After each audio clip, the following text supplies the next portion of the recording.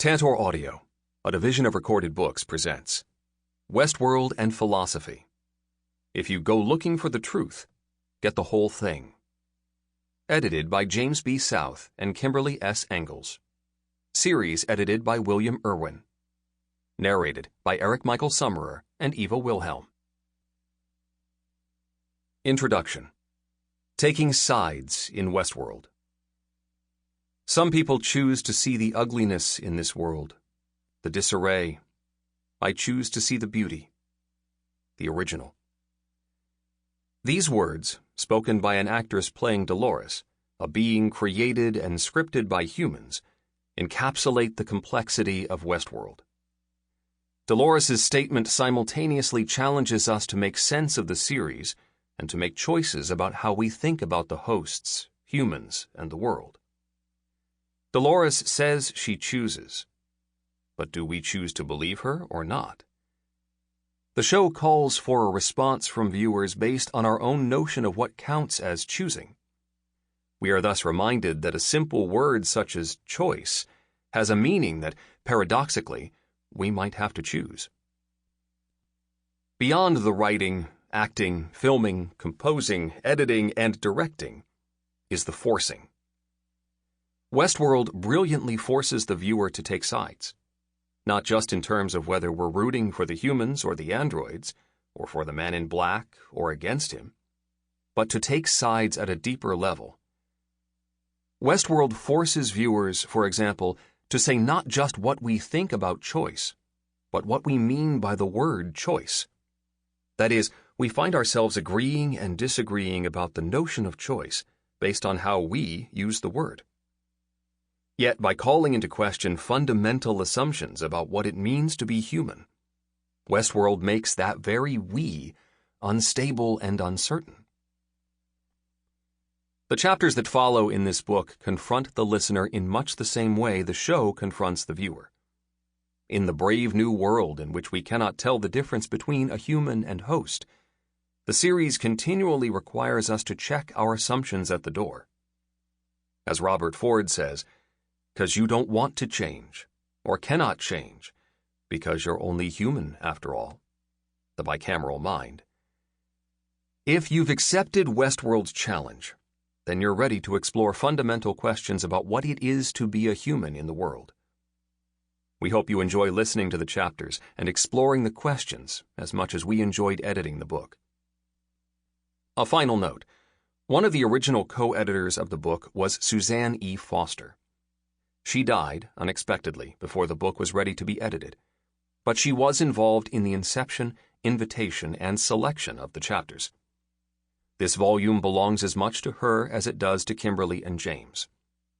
Suzanne was someone deeply pained by the injustices she saw around her, especially environmental degradation, the continuing injustices done to Native Americans, and the mass slaughter of animals for human consumption. She still sought to see some beauty in this world, as Dolores does, but would also have agreed with Robert Ford's words. We murdered and butchered anything that challenged our primacy. Do you know what happened to the Neanderthals, Bernard? We ate them. We destroyed and subjugated our world. The well-tempered clavier. In our many discussions about the show, we talked about an insight of Cora Diamond's, namely, that there can be experiences in which we take something in reality to be resistant to our thinking it, or possibly to be painful in its inexplicability, difficult in that way, or perhaps awesome and astonishing in its inexplicability. Suzanne saw the pain inherent in the questions Westworld raises, but also relished the idea of a group of philosophers addressing that pain and, in accord with her favorite philosopher, Aristotle, recognized that it is wonder and astonishment that prompts us to try to understand. Part 1. You said this place was a game. 1. On Playing Cowboys and Indians. Don Fallis. Westworld is built on pretense. The guests visit so that they can pretend, at least for a brief time, to be living in the Old West. The theme park is a lifelike replica of the western town Sweetwater and environs from the late 1800s, with realistic buildings, trains, and guns. But the most important part of the make-believe is the hosts. The hosts are very sophisticated machines who move, talk, fuck, and get shot just like real human beings. What's more, in order to make the place feel more real than the real world, the bicameral mind, the staff of the park keep the hosts deceived about what they are and where they are. These artificial intelligences are led to believe that they actually are humans living in the Old West. And what is deception but just another sort of pretense? Of course, the delicate equilibrium of Westworld begins to fall apart as some of the hosts figure out the truth about themselves and their world. But that just injects a new level of pretense into the story. In order to hide their awakening from the staff, these enlightened hosts have to pretend that they still believe that they are human. Philosophers, going back at least as far as Plato and St. Augustine, have been interested in pretense and deception. But before addressing the very interesting moral questions in this area, philosophers generally begin by defining their terms. For instance, before we can ask whether it is morally permissible to deceive artificial intelligences just so that humans can play cowboys and Indians, we first need to know what pretense and deception are. Philosophers have tried to formulate definitions of such important concepts. For instance, for the concept of pretense, they look for some conditions or constraints which A. rule in all cases of pretending, and B. rule out anything that is not a case of pretending. But many of the things that happen in Westworld put pressure on the definitions of pretense and deception that philosophers have proposed. Pretending to be a cowboy. Children sometimes pretend to be cowboys and Indians when they play. They also pretend that toy guns, and even bent sticks, are real guns. Westworld is just an extreme version of this prototypical sort of pretense. Guests at the park, such as William and Logan, typically pretend to be cowboys.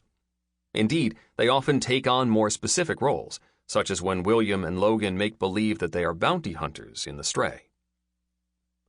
When he arrives at Westworld in Chestnut, William asks a host, "Are you real?" She replies, "Well, if you can't tell, does it matter?" Apparently it does. There is an awful lot of pretense in Westworld regarding whether someone really is human. Admittedly, the staff, such as Robert Ford and Elsie Hughes, are not pretending to be human. After all, they actually are human. Also, Bernard Lowe is not pretending to be human. He believes, at least until the truth is revealed to him in trompe l'oeil, that he is human. But the staff and the guests pretend that the hosts are human. Also, Robert pretends that Bernard is human.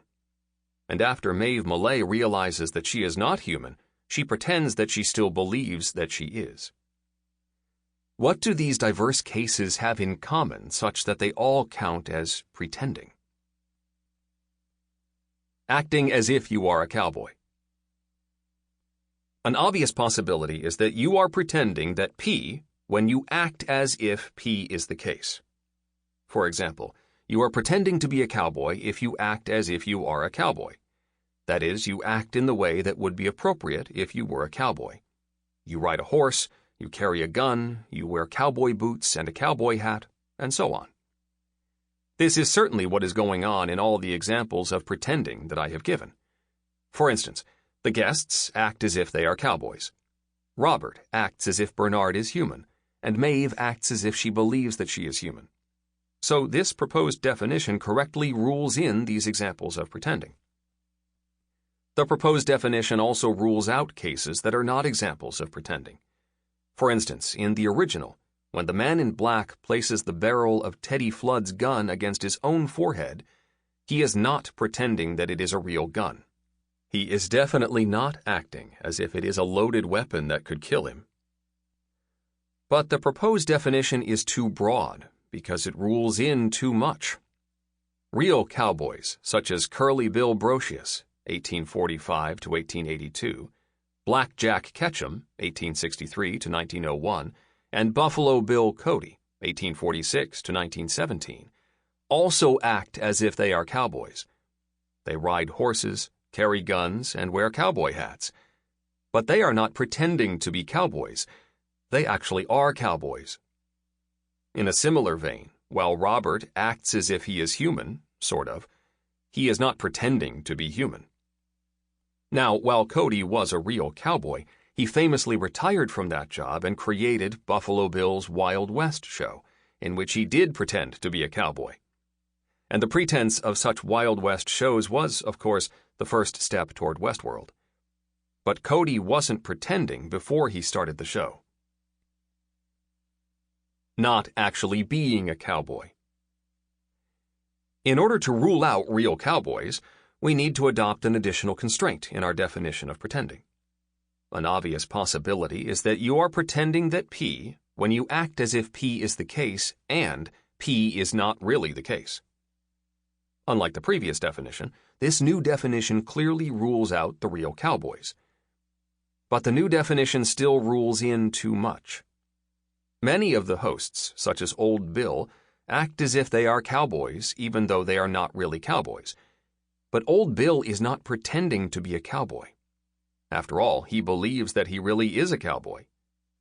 In a similar vein, Bernard is not pretending to be human, even though he acts as if he is human while not being a real human. The problem is that Bernard believes that he is human. By the way, I am not saying that hosts like Old Bill couldn't be real cowboys. They could, despite not being real humans, but they would have to work on a ranch rather than just at a theme park. Moreover, the new definition is also too narrow. That is, it rules out too much. While some of the hosts in Westworld pretend to be human, no human pretends to be a host. But it seems clear that a human could. For instance, somebody from security might go into the park undercover. And if humans can pretend to be hosts, then Bernard, believing that he is human, could pretend to be a host. But according to the new definition, this would not be possible. Intending to deceive about being a cowboy. We need to adopt a different constraint in our definition. In particular, it clearly needs to have something to do with the mental state of the individual who is doing the pretending. The eminent Oxford philosopher J.L. Austin, 1911 to 1960, made a proposal along these lines. To be pretending, I must be trying to make others believe, or to give them the impression, by means of a current personal performance in their presence, that I am, really, only, etc., ABC, in order to disguise the fact that I am really XYZ. In other words, you are pretending that P when you act as if P is the case with the intention that someone believe that P is the case when it is not. Austin's definition rules in many examples of pretending. For instance, Robert is clearly trying to deceive the staff, including Bernard himself, when he pretends that Bernard is human. Maeve is trying to deceive the staff when she pretends to believe that she is human. Also, during their escape attempt in the bicameral mind, Hector Escaton and Armistice get the drop on a security detail by pretending to be hosts who have been turned off. In addition, Austin's definition rules out the real cowboys as well as Bernard and Old Bill. These guys aren't trying to deceive anybody. But unfortunately, Austin's definition rules out too much. A lot of pretenders aren't trying to deceive anybody. Most notably, it doesn't look like the guests are trying to deceive anybody when they pretend to be cowboys. In particular, William and Logan don't intend to convince anyone that they really are bounty hunters. But then again, maybe there is somebody that the guests are trying to deceive. For instance, maybe they are trying to deceive the hosts. After all, the hosts are deceived. They clearly believe that the guests, aka the newcomers, really are who they pretend to be. Not only are the hosts deceived, the staff definitely intend to deceive them. In particular, they try to maintain in the hosts the false belief that the hosts are humans living in the Old West. They do this by, among other things, concealing anomalies that might suggest to the hosts that their lives are not as they seem. For instance, They try to make sure that the hosts are in sleep mode before they show up in their hazmat gear. Also, they try to keep images of the real world out of the park, such as the photo that causes Peter Abernathy to start mulling things over in the original. But while the staff intend to deceive the hosts, it seems like a stretch to suggest that the guests also intend to deceive them. The guests are just trying to have a good time, and the hosts are simply tools, like toy guns, toward this end. The guests are fine as long as the hosts keep acting in line with the story and don't turn into a 6-foot gourd with epilepsy, like the sheriff in the original. Indeed, many of the guests, especially Logan, are not very careful about keeping up the pretense in front of the hosts. I'm sure that there are occasions when the guests do intend to deceive the hosts. For instance, in the original movie, with the help of one of the hosts, John Blaine tricks the sheriff in order to break Peter Martin out of jail. They use a cake to smuggle some explosives past him. But deceiving the hosts is not something that the guests do as a matter of course. While the guests are not trying to deceive the hosts, maybe they are trying to deceive themselves that they really are cowboys. After all, the complete immersion, the original, experience that Westworld provides might be enough to blur the line between fantasy and reality. But just like kids playing cowboys and Indians, the guests are still pretending to be cowboys even if they don't intend anybody, including themselves, to believe that they really are.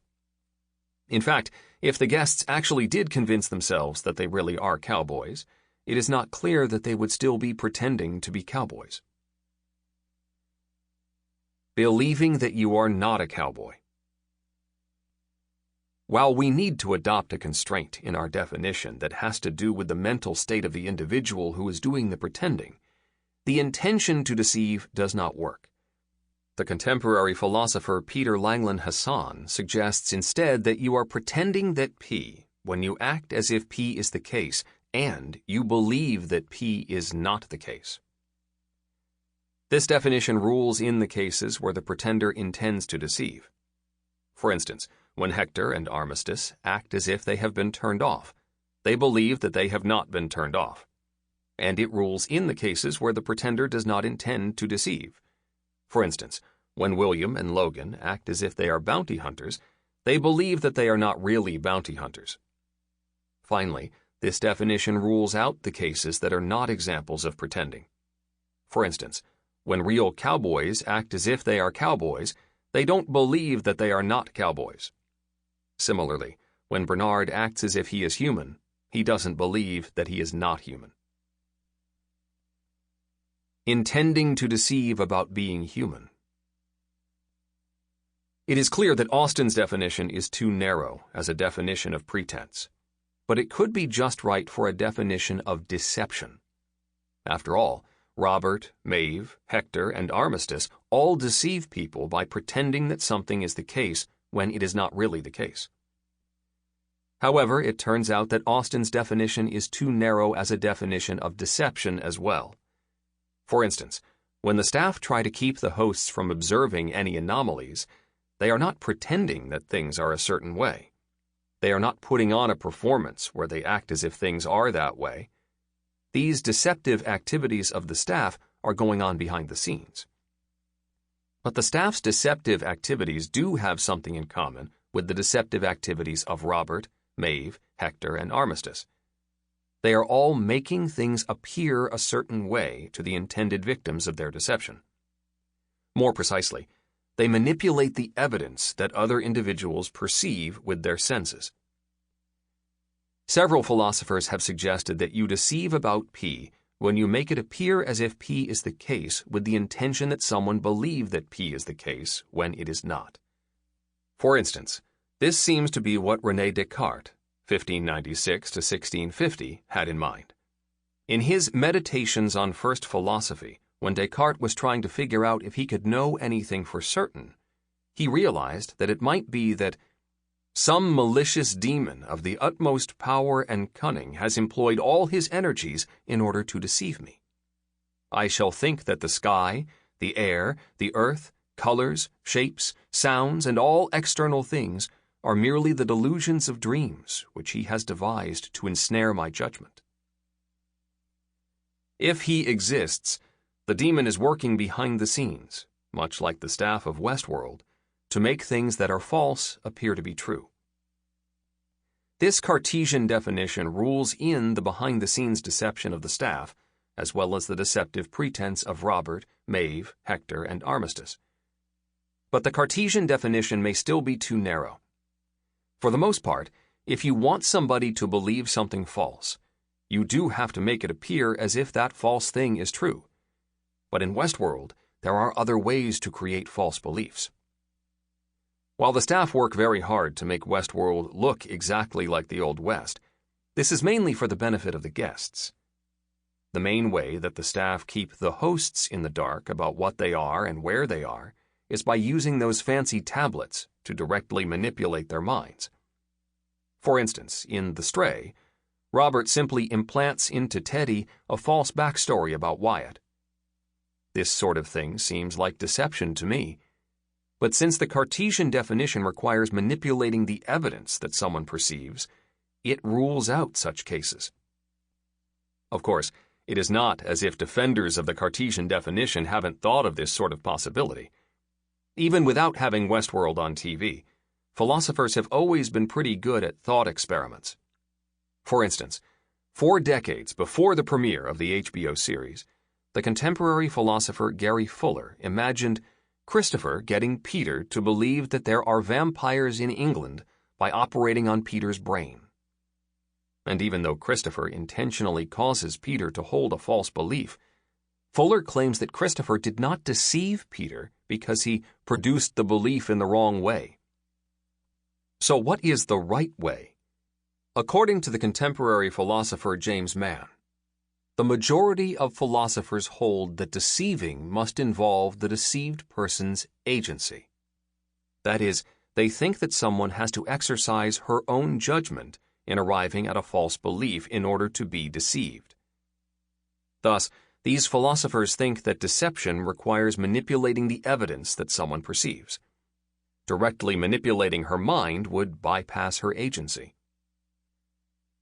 This is a very interesting defense of the Cartesian definition of deception. Agency and autonomy are clearly morally important features. All other things being equal, it is best if we make our own, fully informed decisions about how to live our lives. And we do try to use morally important features to define what counts as deception. Here's an example. Even if you cause someone to have a false belief, you have not deceived her unless that was your intention.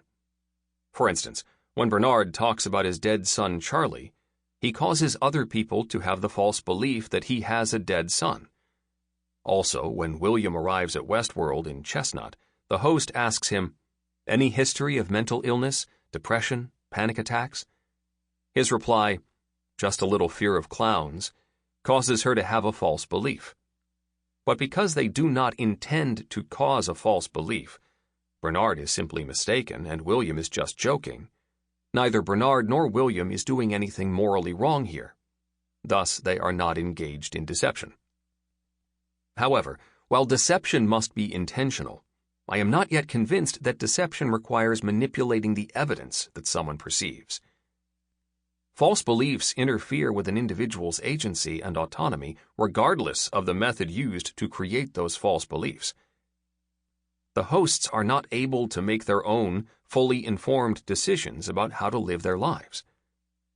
As the man in black tells Lawrence Pedro Maria Gonzalez, aka El Lazo, in Dissonance Theory, "No choice you ever made was your own.